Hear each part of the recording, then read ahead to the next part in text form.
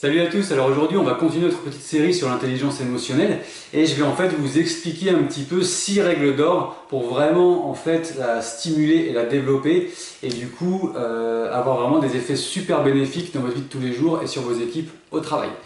Mais juste avant, pour ceux qui ne me connaissent pas, je me présente, je m'appelle Cédric, je dirige Corporels et nous sommes spécialistes en fait dans la gestion des douleurs en entreprise, notamment pour les grands groupes, que ce soit au bureau ou en télétravail.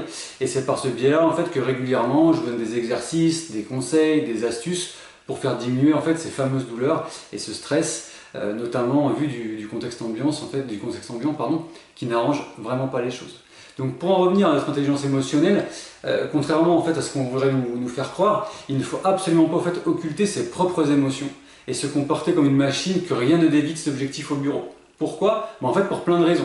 Il faut absolument développer votre intelligence émotionnelle car elle vous permet de vous adapter à toutes les situations et par voie de conséquence à augmenter votre productivité et ou celle de votre équipe si vous êtes manager. D'ailleurs si vous l'êtes, c'est à vous que revient en priorité le rôle en fait de développer l'intelligence émotionnelle pour stimuler positivement vos collaborateurs, les faire se sentir bien au bureau et en fait grâce à cette adaptabilité et à ce type en fait d'intelligence, vous leur permettrez aussi d'être plus créatifs, d'augmenter en fait la cohésion entre vos équipes et donc encore une fois d'être beaucoup plus productifs. Donc vous voyez que ce soit l'entreprise, le manager ou les équipes, tout le monde est gagnant et la vraie qualité de vie au travail en fait c'est ça. C'est super intéressant d'avoir des salles de sport, c'est super bien d'avoir une conciergerie, mais la qualité de vie au travail elle passe d'abord en fait par le sentiment d'être content d'aller au travail, de se sentir bien au travail avec ses équipes, d'avoir une bonne cohésion et d'avoir envie en fait d'avancer tous ensemble. Donc ça je pense que vous serez vraiment d'accord avec moi et c'est sur ça que je veux vraiment appuyer en développant en fait ces petites règles dont je vais vous parler dans quelques instants.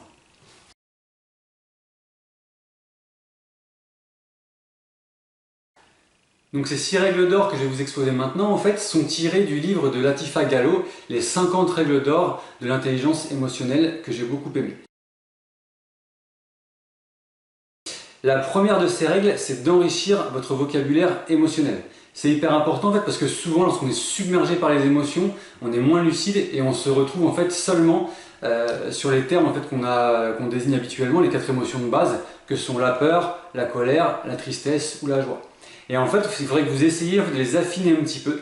Par exemple, au lieu de se dire je vais mal sans aller plus loin, vous vous demandez plutôt est-ce que plutôt je suis énervé, est-ce que je suis inquiet, est-ce que je suis dépité ou plutôt est-ce que je suis mélancolique. Et en fait, ce que vous pouvez faire pour le rapporter à la situation vécue, c'est un petit exercice qui est super simple. Vous pouvez aller sur internet, vous cherchez une liste de mots qui correspond aux 4 grandes familles en fait, qu'on vient d'évoquer, comme la peur, la tristesse, la joie et la colère. Et ensuite, parmi ces mots que vous avez listés sur la feuille, vous en cherchez qui correspondent vraiment à la situation que vous avez vécue et vous les cochez. Et une fois que vous les cochez, vous les analysez par rapport à ce que vous avez ressenti, toujours avec bienveillance et sans vous juger. La deuxième règle que je vais vous présenter, alors elle part d'un constat incroyable, pour moi c'est un truc de fou, c'est qu'en fait, si vous voulez, on a à peu près 60 000 pensées par jour. Donc ça, c'est pas le truc le plus dingue. Parmi ces 60 000 pensées, il faut savoir que vous en avez 95% qui sont identiques à celles de la veille. Donc déjà, ça veut dire que ça rumine pas mal. Et parmi ces 95% de pensées identiques à la veille, vous en avez 80% qui sont négatives. Et ça, je trouve que c'est un truc de fou. Je l'ai appris il n'y a pas longtemps et c'est pour ça que je voulais absolument vous en parler, je trouve ça incroyable. Donc du coup, ce qui se passe, c'est pas si incroyable que ça finalement, parce que votre cerveau, en fait, si vous voulez, il s'habitue aux choses et il crée des routines. Donc si vous pensez négativement, et bien en fait, ce qui va se mettre en place, c'est que vous allez créer un courant de pensée négative autour de vous. Si au contraire, vous apprenez à penser positivement, ou plutôt vous vous entraînez à penser positivement, et bien là, tout d'un coup, vos neurones vont être rééduqués et vous allez créer une pensée positive. Donc ça ne se fait pas du jour au lendemain, mais c'est quand même assez facile à faire, enfin, assez facile à mettre en place, en tout cas à s'entraîner, et vous allez voir qu'en fait, au fur et à mesure du temps, votre pensée va complètement se transformer et devenir positive. Donc là, en fait, c'est super simple. Que ce soit le soir ou le matin, vous prenez 2 minutes dans votre lit. Si c'est le matin, et ben du coup vous pensez à 5 choses positives qui vont se passer dans la journée ou le lendemain. Et si c'est le soir, ben là, vous pouvez penser à 5 choses positives qui se sont passées au cours de la journée ou qui sont passées la veille. On peut très facilement remonter jusqu'à ce niveau-là. Et vous allez voir, vous allez être surpris des résultats qui vont arriver. La troisième règle que je peux vous proposer, en fait, c'est de détecter en fait, vos émotions cachées. Parce que très souvent on se cache derrière nos émotions, on n'ose pas les exprimer, et comme on l'a dit dans une vidéo un petit peu précédente, c'est une grave erreur. En fait, ce qui se passe, c'est qu'en fait elles peuvent fausser justement votre émotion et votre relation finalement avec autrui, et ressurgir en fait finalement tel un élastique dans le présent, en se cachant derrière une autre émotion. Par exemple, quand vous pleurez, par exemple, parce que vous essayez de masquer un petit peu de la colère qui est un petit peu refoulée. Donc pour arriver très facilement, si vous voulez, à analyser vos émotions cachées, votre émotion que vous essayez de dissimuler, c'est très simple. Vous pensez en fait à l'émotion que vous montrez le plus et à l'émotion que vous montrez le moins. Et l'émotion que vous montrez le moins, en fait, c'est l'émotion normalement qui est authentique et que vous refoulez. Donc ça, c'est pareil, c'est un très bon système pour apprendre à en connaître un petit peu plus sur soi-même et à faire une petite introspection. La quatrième règle elle est super importante parce que je vais vous demander en fait de faire des compliments et surtout de les formuler différemment que d'habitude. En fait, vous vous autorisez à extérioriser votre ressenti et vos sentiments. Par exemple, quand vous félicitez quelqu'un, vous pouvez lui dire « je tiens à te féliciter » et rajouter « je suis vraiment content » ou encore « merci de m'avoir dépanné, je suis très heureux ». Donc en fait, ça livre votre part d'humanité et ça nourrit en fait le besoin de reconnaissance de votre interlocuteur, tout en stimulant ce qu'on appelle les hormones du bonheur. D'ailleurs, ça, je vous rappelle que dans la méthode Integrative Mobility qu'on vous propose, les neurosciences et la stimulation des hormones du bonheur sont travaillées parce qu'en fait, grâce à ça, vous faites diminuer le taux de cortisol, qui est l'hormone principale du stress. Donc du coup, moi, ce que je vous propose, c'est de vous entraîner à faire en fait un compliment par jour en utilisant le « je » dans la phrase, et vous allez voir que ça va être hyper intéressant, que ça pourra beaucoup changer les relations que vous avez aux autres. La cinquième chose que vous pouvez faire, c'est d'apprendre en fait à pardonner. Et ouais, être rancunier, c'est vraiment pas beau. Non, mais c'est surtout qu'en fait, ça vous pourrit la vie parce qu'en fait, on a toujours une boule un petit peu au ventre, à la gorge, on se sent pas bien, etc. Donc, c'est vraiment un sentiment qui est pas utile en fait et qui fait absolument pas avancer les choses. Parce qu'en fait, provoquer ou créer une douleur contre quelqu'un, ça vous polluera le corps et l'esprit. Et donc moi, je vais vous proposer de vous libérer en fait de cette charge et de vous sentir plus apaisé et plus soulagé quand vous aurez pardonné. C'est un processus qui se fait en plusieurs étapes et qui n'est pas facile forcément à mettre en place. Mais déjà, la première chose, c'est qu'il ne faut pas que vous culpabilisiez en fait d'être blessé. Il faut prendre le temps en fait de le reconnaître. Et ensuite, une fois que vous avez fait ça, vous pouvez en parler à l'autre personne qui est dans la situation avec vous.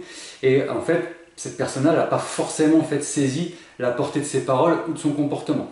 Donc du coup, vous lui exposez un petit peu les choses et vous dites par exemple, lundi, en fait, tu m'as dit que mon dossier ne tenait pas la route et ça m'a beaucoup affecté parce que j'avais beaucoup travaillé dessus. Donc n'hésitez pas à échanger un petit peu plus en profondeur ou à développer un petit peu ce petit malentendu. Et ensuite, après, vous repartirez en fait tous les deux sur des nouvelles bases et vous pourrez effectivement pardonner sincèrement. Pas de façon pardonner de façade, de faire semblant de pardonner, mais vraiment pardonner sincèrement pour pouvoir vraiment passer à autre chose et être libéré en fait de ces émotions qui vous pourrissaient un petit peu vos journées.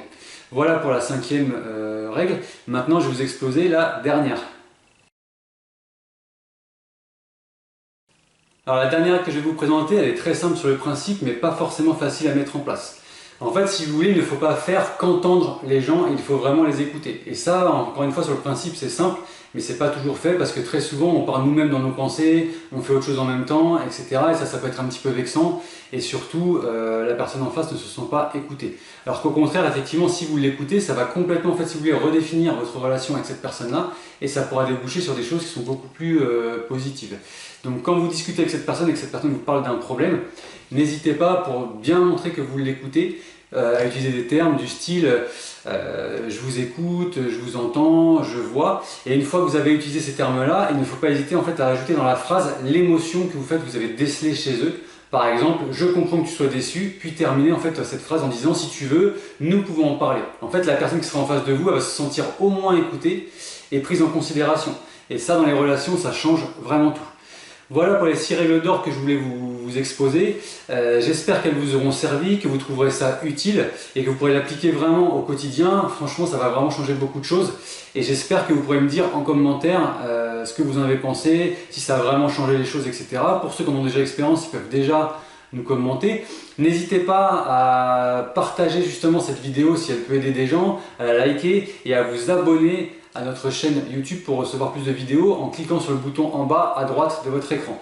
N'hésitez pas non plus à consulter notre méthode Integrative Mobility. C'est la méthode dont je vous ai parlé un petit peu dans la vidéo qui vraiment prend en charge les particuliers parce que c'est vrai que dans le contexte actuel on est souvent en télétravail et du coup l'entreprise n'a pas forcément des formations ou des choses à distance pour vraiment apprendre aux gens à comment s'installer en télétravail, comment créer un poste de travail, comment ne pas être coupé des relations sociales avec les collègues, ou encore comment en fait organiser sa journée pour ne pas mélanger le professionnel et le personnel. Tout ça, c'est des processus qui font que, mis bout à bout ou ajoutés les uns aux autres, ça peut créer du stress et en fait des douleurs. D'ailleurs, dans cette méthode-là, je vous explique en fait comment vous pouvez intégrer des petits exercices pendant les temps morts de votre journée. C'est-à-dire qu'en fait, après la journée de travail, je sais que vous avez déjà encore beaucoup de choses à faire. On ne vous demandera vraiment pas de faire une demi-heure ou 40 minutes d'exercice en plus de ce que vous faites déjà.